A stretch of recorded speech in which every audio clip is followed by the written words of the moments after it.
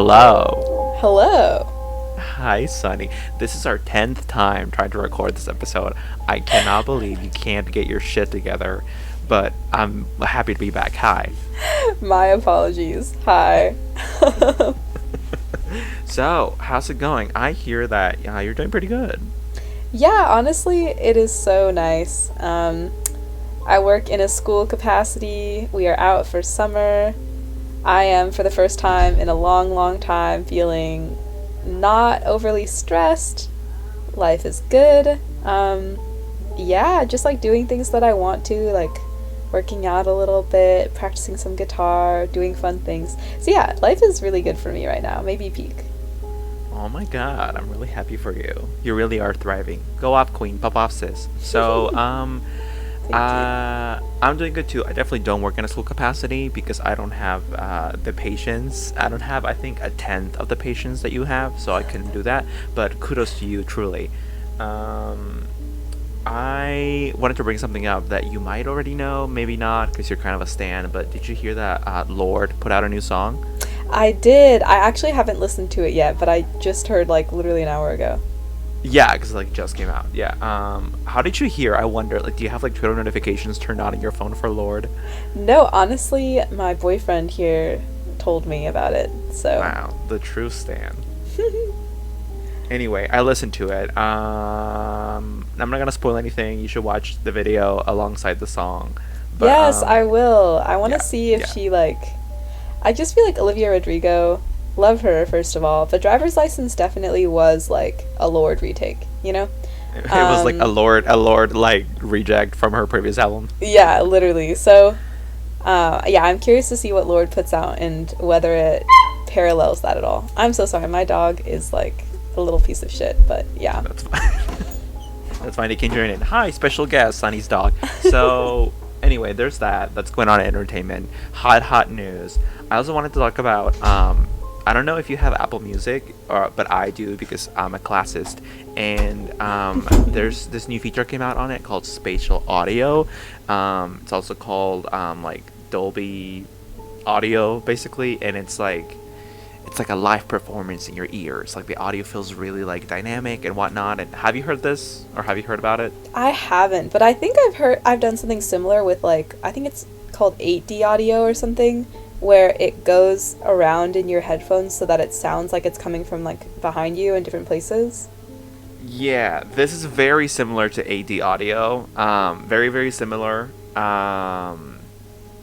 But like for Dolby audio or spatial audio, they actually like these artists will actually kind of send Apple a new reprocessed version of their tracks, and so that's great. But what happens is sometimes they don't sound great. So like I was really hyped for this last night, and I checked it out with my AirPods Pro, and I checked it out. I checked out some songs. I specifically checked out "Anyone" by Justin Bieber because I like that song, Okay. and like I've heard the non Dolby audio version sounds regular, fine, and then this version, it sounds really cool because you come like you almost hear the instruments individually. I don't even know how to explain it, and it's really crisp, but it's almost like, well, I guess that's it's like a live performance, but the bad side of a live performance, right? Which is that sometimes the instrumental can drown out the audio of the artist singing, and Totally. also You the don't get that instruments auto sound. tune. Sorry, yeah. Well, no, I mean, obviously, like the track is still the track, right? Like it's still the same voice, Mhm. like it's Mhm. still the same, so it would have the same autotune, but Justin sound kind of drowned out by the instruments, and also the instruments sounded too individually isolated, and I guess a lot of people like that, and that's why they like this. But I personally don't like that. I like feeling like the song is one sole wall of sound, right? And Totally, not that yeah. there are like, I mean, I don't like, I'm not listening to shit in mono, right? Like I do obviously I like stereo, but still Mhm. I don't like Dolby audio is basically like super stereo. So instead of having two channels now, all of a sudden your head magically has like five different channels of audio, and I guess a lot of people like that. I'm just not one of those people. That's fair. That's fair. Honestly, Yeah. this is making me want to get Apple Music. But yeah. Well, speaking of stereo and mono, we should do an episode where one of our voices goes into one ear and the other one goes into the other. We should get feedback on that. I mean, I think I could technically do that with this episode. I'm gonna try I'm so in down. the editing room. Yeah. And here's why it's happening, folks, if you've already noticed. Oh my god, that would be so funny. Okay, so if we are able to do this, by the way, it's gonna start now. So we'll see. But Wow, I'm so anyway, yeah, excited. a lot of people were talking about wanting to switch over because of this feature. And funny enough, even though I don't like this feature, I'd still recommend everyone switch over just because I like it. I don't know, which is a great reason because I like it. I do hear And, Apple yeah. Music pays their artists better. That's the main thing that's made me consider switching over. Well, Taylor Better than, Swift like, really made sure Spotify. that. Yeah, she really made sure that happened. She laid down the law. She was like, "Listen, Tim Cook, you gave me that coin, or I'm trashing your company," basically. So, I think they do pay their artists better. But for me, it's more about I've tried Spotify before, and my boyfriend currently has Spotify, which, mind you, he initially got me onto Apple Music. So it's hilarious to me that Oh, how the he's also kind of turntables. right. He's also kind of like an Apple stan. He likes Apple products like I do, whatever. And he got me onto it. And then a couple months ago, he switched because like something happened to his Apple Music account, and he wasn't gonna be able to listen to music for like a month or something. And so he got onto a Spotify trial, and I guess it kind of stuck. And now he's on it, and now I'm kind of furious because it's like, what the fuck? You got That's me onto so this service funny. to start paying for this service, and now you're gone, and I can't share tracks with you. But anyway, I like that you have your own library. Like when you download music offline, it's all found within your actual like offline library. Whereas with Spotify, it's just organized differently, and there isn't one tab truly dedicated to just your offline library. And I don't like that. It feels with Spotify, it almost feels like with any music subscription service, you're essentially paying to borrow music. But with Spotify, with the Apple Music, at least you can fool yourself into thinking that you actually own the music, because it looks the same way it would look as if you had purchased it on iTunes. But with Spotify, it's like it's very clear that every time you want to listen to anything, you are searching their online library of millions of songs and then picking it, and like you have to I don't know. Anyway, I'm rambling now. I see what you mean. Well, very fair. I mean, I had to switch cards because my last purse got stolen, and now I'm seeing all my subscription services saying like card isn't working, and I'm deciding like, whoa, which of these do I actually want to keep? You know? Yeah. And one of those is Spotify, and I'm wondering like I like Spotify mainly from being able to see other people's music. But you can keep it with ads, you know. I might just no longer pay for Spotify because I like that part of it. But maybe subscribe to Apple Music. That's what's churning right now. I guess it's just I'm just not the type of audience, the target audience. I think that's what it is. Because Spotify is a really good service with a lot of cool features, like the social stuff, but I couldn't care less about that. Matter of fact, on Apple Music you can share your music with friends, but like on your profile. But I actually private that because I don't want anyone knowing what I'm listening to. So I guess really I'm not the target audience at all. But if I were, I might like Spotify more. Yeah. Very anyway. I am sure you guys are enjoying this riveting conversation. Yeah, oh my god. But anyway, I just wanted to bring that up because I thought it was interesting. And that's what I got to cover before we get into the main meat of this episode. Do you have anything? No, I am feeling pretty sated. Yeah. Lit. Okay, well, hi all. Welcome to Actual Scary Talk. Today we're talking about the Roanoke colony, also known as the Lost Colony of Roanoke. Sure some of you have heard of it. I certainly have heard of it. I don't know, long time ago. And then my interest for this was reignited when I saw the American Horror Story season with Roanoke. I think it was 8 or 7 or something. Anyway, I did like it. Not super related to like whatever. It's a TV show. Anyway, Sunny, you have some background for us. I do. So you might have heard of the Lost Colony through the American Horror Story story on it. You might also have heard about it if you live in the Virginia, North Carolina area.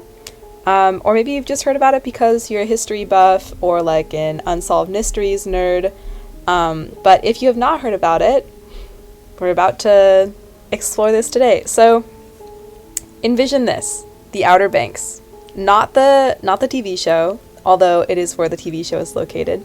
But this is basically an area on North Carolina and Virginia. And for those of us on the West Coast where those words aren't in our vocabulary, those are states in the southeast of the United States, and they're coastal. So off of the coast you mean to tell me the U.S. is more than California, Texas, New York, and Florida? Because I'm very confused. Yeah. I mean, we can have a one-on-one on this for all of our Californians, but yeah. So next to these two states is this Outer Banks area on the East Coast. So this is next to the Atlantic Ocean. Pretty sure I got that right. Yeah. And basically this is an area where Roanoke is. And Roanoke is right off the coast of North Carolina, so it's a little south from the coast of Virginia. So basically in the 1500s, Europeans were fucking idiots. Shout out to my ancestors. Not actually mine, these are like English Europeans. But well, there's no way for you. I mean, that's so far back. There's no way for you to know. Yeah. Truly. I don't know. I'm pretty Scandinavian on my white side. I definitely sound like one of those terrible white people that's going to tell you how like diverse my ancestry is. But yes, on the white side of my family, I am mainly Scandinavian. So I like to think that these ancient English idiots were not involved in my making. But in 1524, Giovanni da Verrazzano, so that's actually probably an Italian, who mistook Pamlico Sound for the Pacific Ocean, was exploring the Virginia, North Carolina area. So what that means is Pamlico Sound is this little lagoon in North Carolina.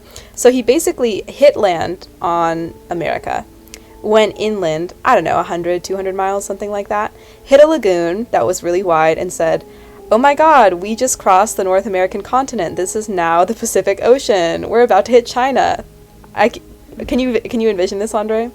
That is really crazy. No, literally. So he basically thought that North Carolina, like half of its width was like the width of the entire American continent, and that if he crossed it, he would make it to China.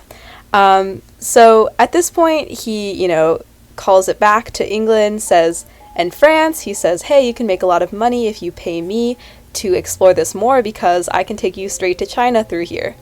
And they, at the time, everyone is like, no thanks, because I guess they recognized he was an idiot. And then in 1578, so this is about 50 years after that, Queen Elizabeth I, crazy that she's been alive since the 1500s, am I right? No. But Queen Elizabeth grants a charter for Sir Humphrey Gilbert to explore and colonize the territories. He dies off, not having done it, but his brothers in the late 1580s, and this is where our story starts, do decide to colonize the area, despite the fact that there are Spaniards there and there's like tension going on between England and Spain. So in 1586, just about, they start what I'm pretty sure is the first English colony in the US. Keeping in mind there's already Spanish colonies, and actually I'd have to check, but I would not be surprised at all if there were already like French and Portuguese colonies going on. But the English decide to, get in on this rich land just waiting to be claimed as though people do not already live there. And in 1586, just about, they established this colony on Roanoke, which is a little island off the coast of North Carolina. So everything is going well, they're establishing this colony. Some people die, some supplies are lost, and they eventually end up saying, we're going to make this a baby colony. We're going to make this a small colony because we don't have many supplies. And about 100 people decide they're going to set land up on the colony of Roanoke. Keep in mind there are already native peoples there. And while at first their relationship is pretty friendly, there is some tension that kind of grows there. And in 1587, I think it is, the one of the leaders, John White, essentially says, hey, I'm gonna go get us some supplies and I'll be right back. And he leaves for 3 years.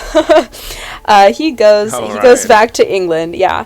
And as I mentioned, there are these tensions going on between England and Spain, and voila, there's an like Anglo-Spanish war. And because of that, every single ship is being used in that war. So meanwhile, his wife and kid and like grandchild are all in this colony, but he has to stay in England for 3 years. He comes back in 1590. So this is, it was set up in 1586. He comes back in 1590, like, hey y'all, got your supplies. Hope you survived those 3 winters on your own in this new land that you don't know anything about. And lo and behold, everyone was gone. All 100 people, including children, completely disappeared. And when he comes back, all that he finds is the cryptic word Croatoan carved into a fence, essentially. And Croatoan was actually the name of an island just south of Roanoke. So, and also the name of a tribe that lived, I think, on the island south. Isn't that a thing from SpongeBob? That's a good question. I actually have no idea. Literally I none. think so. Anyway, continue. But he finds that word Croatoan, and he, thinks, oh, maybe that means that they actually went to the Croatoan island. But because of apparently rough seas and a lost anchor, he actually has to head back to England. So he doesn't really get to investigate more. And ever since, considering over 100 people disappeared, there's been a ton of speculation about what happened. I mean, even in the background, I've seen a lot of theories sort of summarized. But from what I hear, you have a lot more theory-wise, Andre. I do. We're gonna be going back and forth on this because I want to hear your thoughts on all of this. But before I even go into the theories, I want to delve into the research that was done after they figured out people were gone. So, which I guess is connected to the theories themselves. But let me just go into pure research right now. So, I mean, there were a shit ton of expeditions and investigations done into Roanoke, from the point of the disappearance, right, being recognized in 1590 to literally now. So there was one investigation in the late 1590s. There were like 5 of them in the 1600s, and then there was one done by this guy John Lawson in the 1700s. But the thing about those is these are basically all expeditions where people would go back to the site and try to find anything they could. And most of these, really all of these, didn't find anything besides maybe like power. Sorry, I just had a mini stroke. Powder or firearms or stuff like that. But that didn't really tell them a lot. It was just kind of their remaining possessions and like debris and shit from the people that obviously lived there and disappeared, but they didn't tell them a lot. Nothing was as good of a clue as the Croatoan carved into the tree, right? Which I'll go into a theory in a minute about what people think that meant exactly, but I want to talk more about the modern research. So this is super duper interesting to me. So in 2011 to 2019, there was this investigation called Site X. So in November of 2011, researchers at the First Colony Foundation noticed 2 corrective patches on White's 1585 map, La Virginia Pars. White, I'm referring obviously to this guy that you were just talking about. So they look at this map, right? And the British Museum is like, can you guys examine this because this is odd. So there's a patch on this map. They look at it, and it's at the confluence of the Roanoke and Chowan rivers. So it is in this area of the disappearance, and they find that this patch is actually covering a symbol representing a fort. And they're like, holy shit. Like, this guy had a map, and he covered up something, and obviously this guy's like our main guy when it comes to the disappearance of Roanoke, so we should really investigate this. So they realized that this little symbol on the map represents a fort, and that it was being covered up. And as the symbol is not to scale, it covers an area on the map that it's actually like represents thousands of acres, so it wasn't to scale. But the point is that now they have a symbol. But again, because it's not to scale, they can't actually pinpoint the actual like true location of this thing. everyone picture a map. Like, maps are teeny and to scale. So if you just put a big ass symbol somewhere on a map, like, that doesn't tell you a lot about the location, right? So anyway, the location, however, is presumed by these people to be in or near the 16th century Wampanoag village of Metachem. And now we're talking Native American villages. So in 2012, a team prepares to go here and excavate this area where the symbol is on the map. They're archaeologists, and they start excavating. They do everything. They call the site Site X, as in X marks the spot. And then in October 2017, after excavating for a while and researching their own findings, the First Colony Foundation reports finding fragments of Tudor pottery and weapons at Site X, and concludes that these indicate that a small group of colonists was residing peacefully in the area. The challenge for this, so basically, like, Site X, like, where they believe the symbol on the map is pointing, isn't actually Roanoke, but somewhere nearby.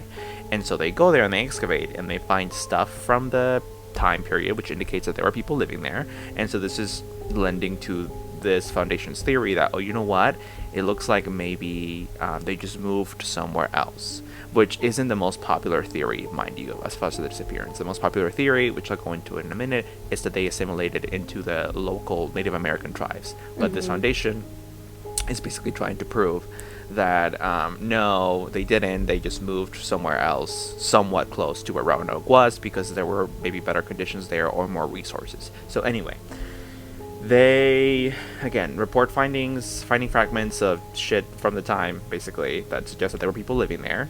However, the challenge for this research is to rule out the possibility that these finds were not brought to the area by the 1585 laying colony or the trading post established in the 1650s.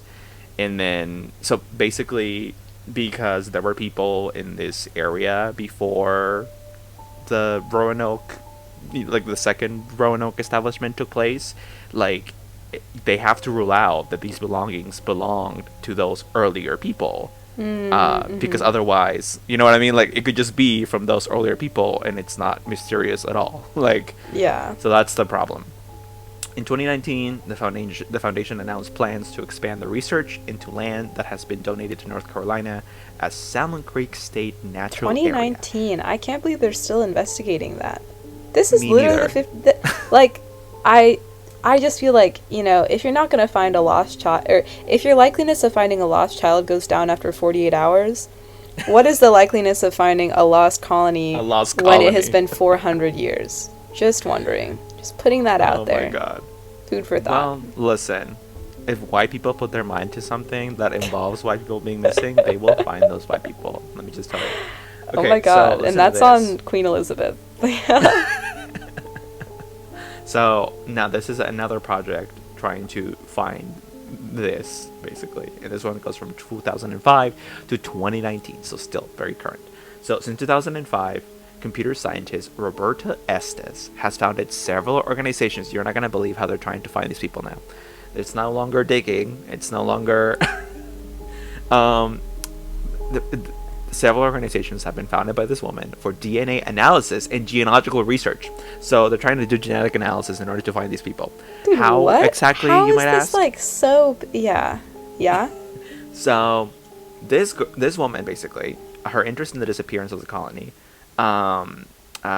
she became interested in, like, the early 2000s, and then she was like, you know what, I think I can establish a genetic link between the colonists and potential Native American descendants, which is an idea that could work in theory.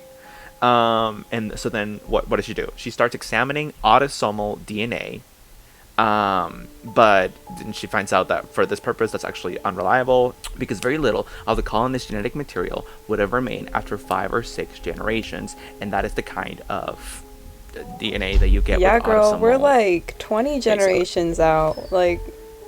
Yeah, I don't Okay. have no idea how they defined 5 or 6 generations, because like that sounds wrong. Maybe they mean like one person lives for 100 years, but like I don't think that's right. Anyway, however, testing of Y chromosomes and mitochondrial DNA, which again, a different type of DNA now, is more reliable over large spans of time, more reliable than this aforementioned autosomal DNA. And so the main challenge of this work for this woman now is to obtain a genetic point of comparison, either from the remains of a lost colonist or from one of their descendants. Now, I'm sure you can guess the challenge is, how the fuck do you figure out who one of the descendants of these people are if they're lost and like they were never seen again? So while it is conceivable to sequence DNA from 430-year-old bones if they were to find bones, there are, as of yet, no bones from the lost colony to work with. Yeah, what? So she's just, like, what DNA is she looking at? Yeah, Well, I mean, listen. This poor woman is literally just, like, a dog hoping to find a bone. Like, that's literally what's happening here. And then she'll be happy, because she'll be able to work with that. And as of 2019, the project has also yet to identify any living descendants, which, yeah, I wouldn't think they would have been able to, because how? So they haven't. But that's a project ongoing, actually. wow. I mean, Yeah. it is a really popular thing. I have a little sidebar if you're down to Yeah, go ahead. explore. Yeah, so we talked about it being an American Horror Story, but this is actually a really just popular story, I guess, media-wise. There's a historical outdoor drama called The Lost Colony, originally written and produced during the Great Depression in 1937 in North Carolina. And it's based on the story of how this colony was formed and disappeared. And get this, it received a Tony for excellence in theater in 2013. So very recently. Wow. Meaning, this thing written in 1937 has been, modern day validated, and it has been seen by more than 4 million people. So, all that to say, visit North Carolina, y'all, and watch The Lost Colony, I guess, if you're into theater. But no, it's, like, very surprising just how much... Yeah, like, this happened in 1590, and it was getting attention in 1937, and then got an award in 2013 on this same play that was written, almost, or whatever, like 60, 70 years ago. Mm-hmm. Just wild to me how lasting this story has been. And listen, a good mystery never ceases to amaze the public consciousness, right? Yeah. Yeah.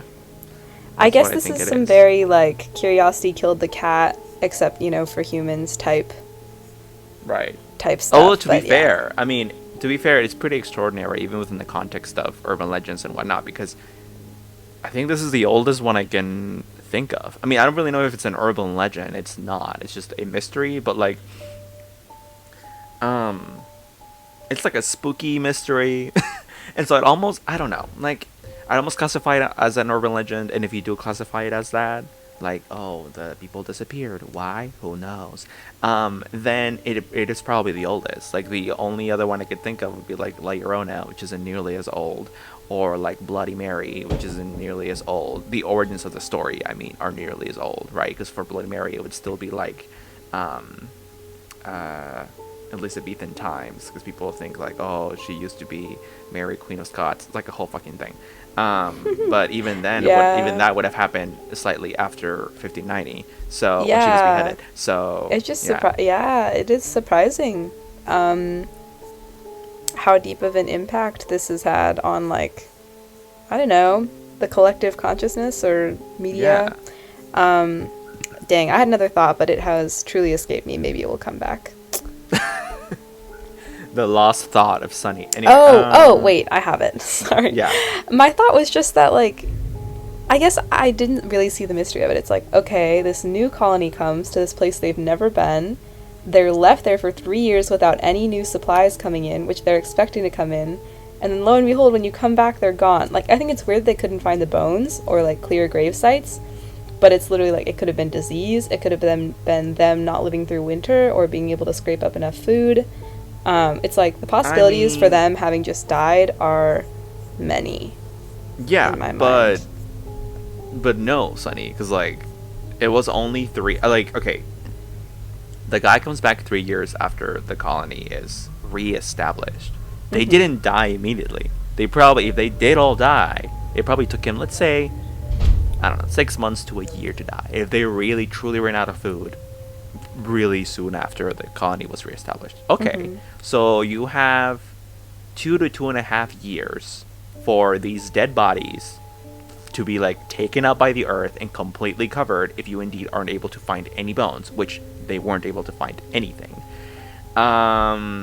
How that doesn't happen? Like it has, like, it wasn't decades when the guy went back, and it was literally a couple years later. They would have found something. There were over 100 people here. They would have found one bone, girl. So Yeah, I that's definitely the don't think they mystery part, died. I guess. Yeah, I don't, or they died and like their bodies were cleared out. But yeah, Okay, sure, but like, I'm they would have found some grave site somewhere, unless they weren't buried with a grave by like, because fuck the colonizers. Maybe the Indians took the bodies and were like, just throw them in a ditch, which I guess. But anyway, let's just get into theories, because this goes right into this. okay. So the first theory that I'm going to talk about, there's too many theories, but the first theory I want to talk about is, actually, I was going to finish my sentence. It was actually what I was going to say, which is like, okay, so let's say they didn't die. Well, one could say, oh, there still isn't any mystery, right? Like, it's a Croatoa on the tree. There was a Croatoan tribe nearby. That obviously means that they assimilated with these people, and that's it. No mystery. Like, they didn't die. They just figured out they ran out of resources, and they needed the help from the Indians, and so, they gave up their pride, and they assimilated. Okay, but why weren't any of the 100 people ever identified in this Croatoan, like, tribes, like, that was nearby, when they went back to look for these people? Like, hello? I mean, Yeah. right? Like, where are they? Yeah. If And that they're is weird here, because where you'd are they? also expect the Croatoan tribe to have some record of what happened too, right? Like, Also, I mean, yeah. let's give them, let's say no. Let's say, oh, they weren't writing about that or whatever. Let's assume no. Still, where are these people? Like, it's been 2 years. It hasn't been 20 years. So where are they? If they are indeed here, walking amongst you guys, the Indians, like, where are they? So integration with local tribes is the first and biggest theory, and the one that people believe the most. I think I'll save my personal opinion on this for the end, but basically, people consider the possibility that the missing colonists could have assimilated into nearby Native American tribes since at least 1605. I guess before that, before 1605, so like from 1597 to, or 1590 to, anyway, they still Yeah. thought like, no, they're just dead. They're just dead. But starting in 1605, people started to speculate, you know what, maybe they're not, because we haven't found any remains, and so maybe they assimilated. So anyway, Yeah. if this I do integration, have like a little thing Go ahead. on that. Just that I was reading about this and someone brought up the Dare stones, which is carvings and stones that were purportedly made by Eleanor Dare, who's the daughter of John White. So there's a few stones that have written stories telling like about what happened to the colonists and personal like stories. Most of these are believed to be a hoax, but it's according to this website, there's some academic belief that at least one of the stones may be authentic. So I feel like the Dare stones are part of that theory, but it's not believed to be enough to like really be like, okay, this is what happened, you know? right? I mean, yeah, I've read that people think that all the stones are fake, besides maybe the first one, like that maybe that one is real. Yeah. But I mean, yeah, I actually do have a little tidbit about this. So, let's close up on the Dare stones. I'll say from 1937 to 1941, there are these stones, and they were discovered, and they are claimed to have been written by, like you said, it's actually Eleanor Dare, mother of Virginia Dare. So I'm adding that detail because Virginia Dare is also like an important figure here, because she was like the first child born in Roanoke, and cute. Anyway, the rocks told the travelings of the colonists and their ultimate death. So if these rocks are real, obviously that's a huge fucking deal, because that's basically all the info you need to figure out this mystery. But most historians believe that they're a fraud. Yeah. And the first one is sometimes regarded to be different from the rest based on linguistic and chemical analysis, and therefore as possibly genuine, but even that one isn't ruled to be really genuine And overall. interesting that they came out 1937 to 1941. Because that's when I this know, play when I you're- was talking about came out. Yeah. So it's like everyone went to see Right. this play, got hyped over it, and was like, you know what I should do tonight is Some make a little rocks. carving of my own. Yeah. Basically. So, okay, so back to integration. So, if the integration was successful, the assimilated colonists would gradually exhaust their European supplies, like their ammo and their clothing, and discard European culture, like language, style of dress, and agriculture, as the native lifestyle would become more convenient. But, but no, no, they wouldn't. Like, this is my personal opinion. This isn't part of what I'm reading. But like, girl, it was 2 years. It was just 2 years. Like, Yeah. they went looking for them, like, in Croatoan Island, where they speculated, they had fled to, and where there were native people there. Soon after 1590, which is where they saw when they saw that they weren't at Roanoke anymore. So like, even if it wasn't 2 years, even if it was like three actually, because it took him a while to figure whatever. Like, soon after, very soon after, they found fucking Croatoan carved on a tree, and they figured out that meant Croatoan Island. They went to Croatoan Island, where they would have, according to this theory, assimilated in, and they didn't find shit. So, anyway, okay. Colonial era Europeans observed that many people removed from European society by Native Americans for substantial periods of time, even if captured or enslaved, were reluctant to return. The reverse was seldom true. So natives would love to return if they were abducted by Europeans, but Europeans wouldn't if they were abducted by natives. Which, Wow, funny how that works. I guess. Yeah. Therefore, this is from the Wikipedia article on this. I'm just gonna finish reading this, and that's it. Therefore, it is reasonable to postulate that if the colonists were assimilated, they or their descendants would not seek reintegration with subsequent English settlers. First, I want to know where this observation came from, that colonial era Europeans saw that actually when Europeans were abducted, they didn't want to return back to the Europeans. Like, where did this assumption come from? Whatever. But That is cute though and second, funny. okay, let's just- Like, right, it is pretty funny. Like, no, mom and dad, sorry, I want to stay with this family. I like them better. no, literally, But, yeah, just coming in and saying they're so barbaric. I can't believe this, and then hanging out and being like, I know. actually, can I not go back to Europe? Thanks. I know. Yeah, have you guys heard about corn? I want to stay here. They have corn. Anyway, yeah, like, okay, number one, that, what I just said. Number two, even if they don't want to go back, okay, even if we assume that's totally true, again, like, when they went to look for these people in and around these native tribes, when they went to look for the Roanokans, why weren't they there? They assimilated. Girl, they didn't literally assimilate into Indians. Like, they didn't turn brown, right? So, like, where are they, and why are they not sticking out like sore thumbs? Even if they, adopted the language and the customs, like, you would have seen them. So this theory is obviously the reason I just brought up is why this theory is still very much debated, even though is the one that is most widely adopted by people. I think people have an easier time being like, oh, well, there must be, some reason they weren't found after people were looking for them soon after the disappearance. But they definitely assimilated. I think people have an easier time justifying why they don't have, a good explanation for how that happened than justifying something like they all died but we found no remains, which I don't understand why. I mean, they both are, to me, equally unlikely, just because in one of them you find no bones and in the other one you find no people. So where are they? You know what though? If, according to that assumption, they wanted to assimilate into the tribe and they didn't want to return, maybe when people came around looking for them, they would have hidden, right? Because they don't want to be back. Don't want to tell them, like, hey, we actually don't want to hang out with you anymore. And instead just hid away for that time. Right. Okay, so I got the specifics here on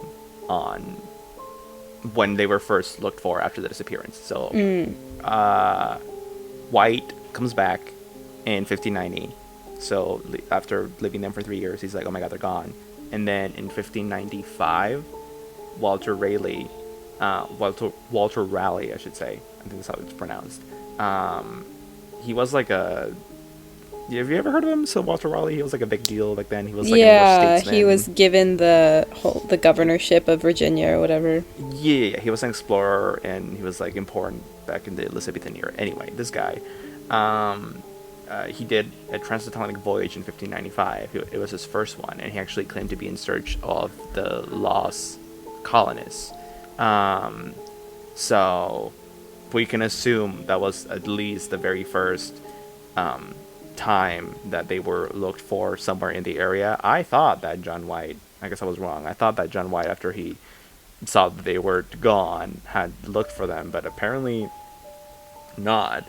Apparently he was just like, oh, they must have assimilated or they must have gotten lost, but they're still alive, but he didn't actually look for them. So, but still, even then, like, even if it had been 5 to 7 years, I doubt all 120 of them would have died, right? And also that they would have like assimilated so much they would be unrecognizable from like, I think that's impossible. So anyway, those are the like that's the biggest theory on this. But then there are others, and one that I'd like to explore really quickly with you, Sunny, is of course alien abduction is responsible for the colonists' disappearance. I hate this. No. I'm metaphorically walking out. And this is why. Mass alien abduction, Sonny, think about this. It would explain why no bodies were ever found. And also, in this line of thinking, it's possible that the hidden symbol found below the patch on that map that I mentioned earlier actually indicate an alien landing site or a crop circle phenomenon rather than a British fort. Am I wrong? Just saying. I'm not sure that you're right. But okay. Now, I have another one. This one's, I think you're gonna like this one. I think the colony of Roanoke could have suffered from a zombie plague, and this is why. Oh. I actually thought about this. So, this would actually offer an explanation as to why the disappearance of all the colonists was so swift, right? Because, like, bruh. I mean, that was really, really fast. And also, there's a lack of evidence tied to, like, a skirmish with the local natives. Like, you know, a lot of theories are like, oh, they were attacked, but you don't see that in the findings of, you know, there were no remains, and all of their stuff was just like, there were no guns. Well, there were some guns, but they weren't like used. There wasn't a battle there, so there just wasn't. Also, as Roanoke was an island, it could explain why the infection was contained just to this place. Think about it. But why a zombie plague? Why not just like a new world infection that they had never had to face plague? I mean, it could be, but is that nearly as interesting? They all ate each other, and that's why their bones disappeared. Exactly. They even got the bones. I mean, speaking of attacks, actually, I'm not even gonna talk about Native American attack because like there weren't any native like weapons finding the area, nothing. So I really don't think that happened. But just letting you know that is a theory. But another attack theory is that there was actually a Spanish attack. So fun fact about your screenplay, during the time that this 1937 drama about Roanoke was being composed, Paul Green noticed that Spanish records, he was the guy writing it, noticed that Spanish records from the period contained an abundance of references to Raleigh and his settlements. So Raleigh isn't white again, but instead he's the guy that came later in 1595. He did the voyage trying to look for the colonists. Anyway, Green's play ends with the colonists leaving Roanoke Island to evade an approaching Spanish ship, leaving the audience to wonder if the Spanish found them. So this is like completely just made up by the writer and just fiction until you realize that Spanish forces actually knew of English plans to establish a new Virginia base in 1587, which was the new Roanoke colony. and were searching for it before white colonists had even arrived. The Spanish Empire had included most of North America in their Florida claim, and they didn't recognize England's right to colonize Roanoke or Chesapeake Bay. That The is colonists, interesting, especially because they were like literally mid-war during that time. But yeah. exactly, yeah. And then the colonists likely recognized the threat this represented, given the Spanish sack of Fort Caroline in 1565, which was a thing that took place. Thank you very much, Wikipedia. However, the Spanish were still attempting to locate the colony in Chesapeake Bay as late as 1600, suggesting that they were unaware of its fate. And so people think, actually, the Spanish found this place in sometime between 87 and 90, and attacked the colonists in Roanoke and killed them all. Which, okay, great, but with any other attack theory about this, there were no remains found. So unless they were all abducted by the Spanish and for some reason taken back to Spain as war prisoners, which is super unlikely and unnecessary, I don't buy this one. Yeah. Dang, that's interesting though, especially considering the historical context. Right. There's just so much about this, dude. There's so much about this. I was like, Where did these hoes go? Yeah, yeah. I was reading a shit ton about this before we recorded, and I was like, where do I even start? Like, okay. Here's something else I want to bring up. Another, I guess you could call this theory, but anyway. This is about the Cora tree. Have you heard about the Cora tree? No. Okay, so in 2006, there's this guy. He's a writer. His name's Scott Dawson, and he proposes that a southern live oak tree on Hatteras Island, which is near by where Roanoke was, which bears the faint inscription Cora in its bark, C-O-R-A, might be connected to the lost colony. The Cora tree had already been the subject of local legends for a long time, most notably a story about a witch named Cora, but whatever. Nevertheless, Dawson argued that the inscription might represent another message from the colonists, similar to the Croatoan inscription at Roanoke. If so, Cora might indicate that the colonists left Croatoan Island to settle with the Coree, also known as the Coronine, on the mainland near Lake Matamuskeet. Okay, hear me out. What if that Cora was supposed to be Croa and they just misspelled it? Yeah, I mean, what if the guy that was writing it was dyslexic? Gotta give it to him. I don't think this has a lot to it, besides the fact that you could, I guess, connect Cora with the Coree tribe, since they were also known as Coronine, I guess. But, I mean, that's a stretch. But a 2009 study to determine the age of the Cora tree was inconclusive anyway, so, I mean, there you go. Damage to the tree caused by lightning and decay has made it impossible to obtain a valid core sample for tree ring dating, even if the tree dates back to the 16th century, as this guy theorizes. Establishing the age of the inscription would be basically impossible. Gotcha. Yeah, so... Interesting. This really is an unsolved mystery. As unsolved as unsolved gets. I mean, I don't think it's as unsolved gets. I've seen mysteries that have a lot less info on them and are a lot more cryptic on like unsolved mysteries or something. This one just has, I think, the most attention and resources poured into it over the past, number of centuries, and I think that's why it's such a big deal. But if you really, really think about it, I understand and almost kind of agree with why most people think the integration theory is the most plausible theory and the most viable, because, I mean, yeah, like, they were alone, they ran out of resources, it was cold probably, they were hungry, and they were like, okay, we don't want to die, and the Indians, well, we don't think they are gonna / want to kill us, maybe we should try to integrate with them, and so that's what they did. That's what happened, and that's it. Yeah, and when you think about that, that's a really interesting dynamic with the Spanish too. It could be that after they integrate, they get scared when Spanish ships come around or something. I mean, I don't really know, but and so they hide out. They're like, oh, I don't want them to realize that I'm here or that we're here and like try to massacre us. And so they keep on the hideout, and that's why no one finds them. I mean, that is a good way to fill the hole that theory has, right? Which is, well, where were they when they were searching these tribes for these people? I guess that would explain that.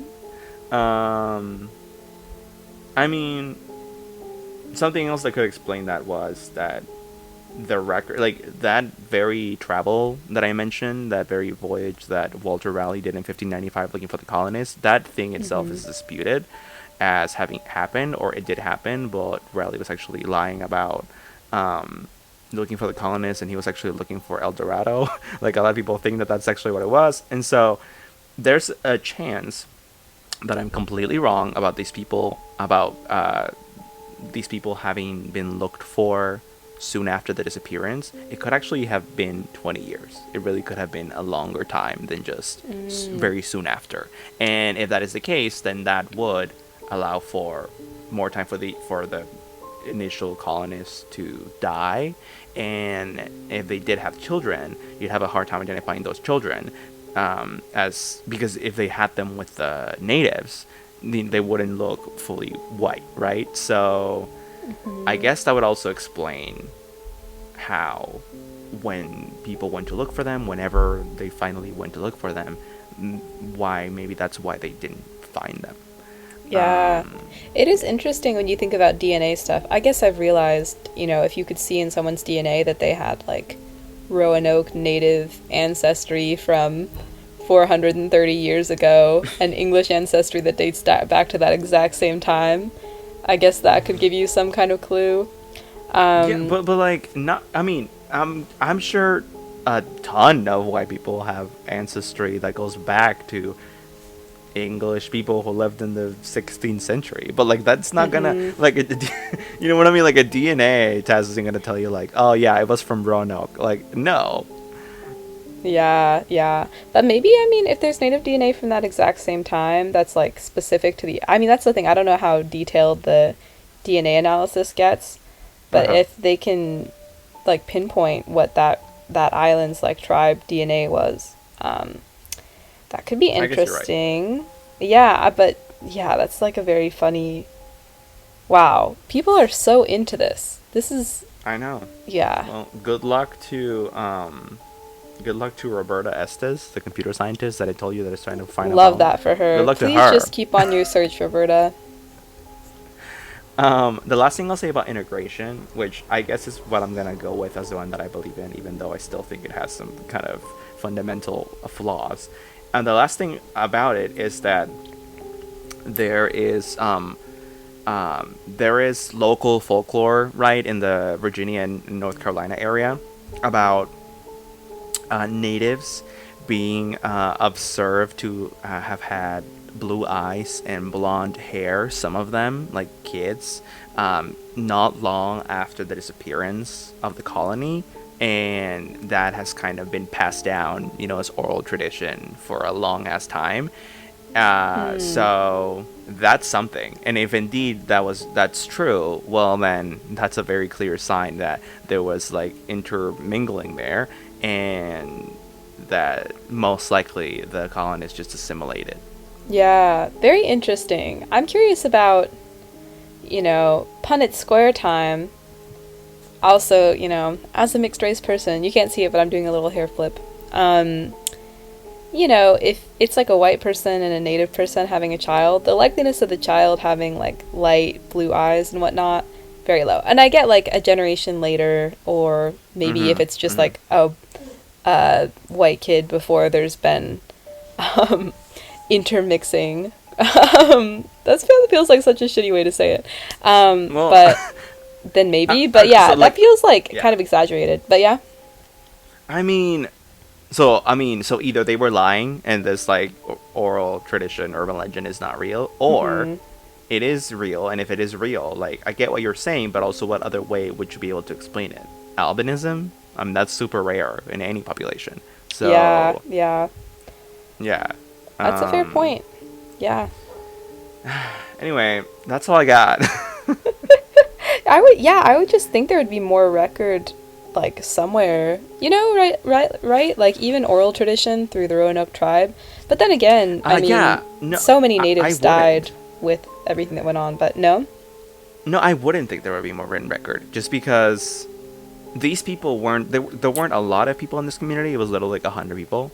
I mean, yeah, it's a lot, but it's really not a lot. And they were probably all concerned. Well, some of them were children and couldn't write, and actually most of them were probably illiterate. And then the rest who could write were probably concerned with like not dying and finding food. So I doubt any of them had a lot of time to like just leisure and like write, right? You know, like in like journal. So no, I wouldn't think so.